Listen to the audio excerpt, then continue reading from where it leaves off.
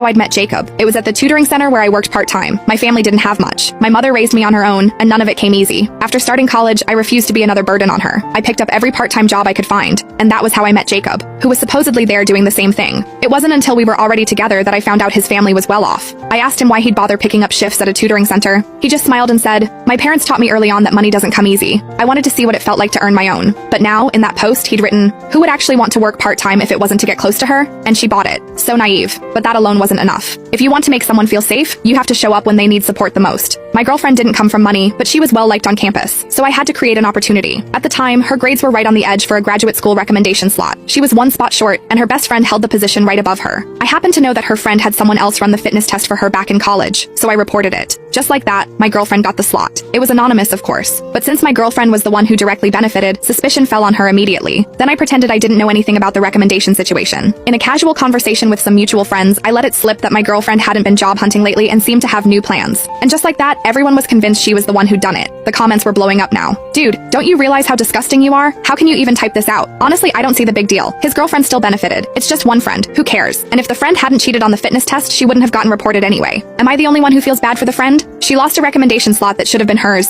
all because of someone else's game." Something sharp stabbed through my chest. Disgusting. It was so disgusting. If someone asked me what the most painful stretch of my college years was, it would be those weeks when everyone around me kept saying how lucky I was to land that recommendation slot. That period nearly destroyed every good memory I had of college. My best friend was Rachel Fox. She was my roommate. We went to class together, ate together, complained about the cafeteria food together. For practically all 4 years, we were inseparable. She said I was her best friend. I never doubted that I felt the same. Her grades had always been better than mine. I never once thought about competing with her for that slot. When the recommendation fell into my lap, it felt at first like an unexpected gift. Then it became a reason for everyone around me to look at me with contempt. Rachel's feelings toward me shifted too. She trusted me at first. Then the rumors wore her down, seeding doubt where there had been none. And eventually, we became strangers. Even the friends I'd once gotten along with started quietly pulling away after they heard. I ran into Rachel on campus more times than I could count, trying to explain, but she just walked right past me every time, as if I didn't exist. It wasn't until graduation that I learned she'd failed her grad school entrance exams and gone straight into the workforce. The guilt nearly broke me. I came close to dropping out myself. That was when Jacob stepped in, staying by my side through it all. When almost no one around me believed I was innocent, he was the only one who did.